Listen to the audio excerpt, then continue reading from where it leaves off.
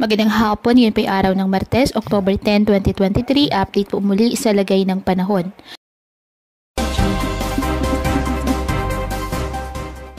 Patuloy po na nagpapaulan sa malaking bahagi ng ating bansa ang trafo extension ng low pressure area sa Pacific Ocean.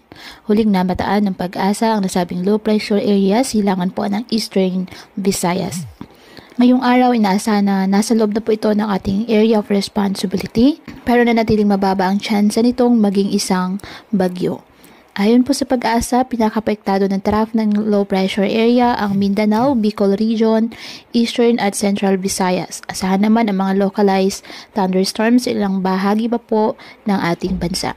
Ngayong araw, asahan ang pag-ulan sa halos buong Visayas at Mindanao. Uulan din po ilang bahagi ng Southern Luzon at magpapatuloy po yan ang mga pag-ulan na yan sa ilang bahagi ng Northern at Central Luzon pagsapit po ngayong hapon. Posible ang heavy to intense rain sa ilang lugar kaya pinag-iingat ang mga residente sa bantapon ng pagbaha o landslide. At ugaliin po na magdala palagi ng payong o kahit anong mapanangga sa ulan kapag lalabas po ng ating mga tahanan.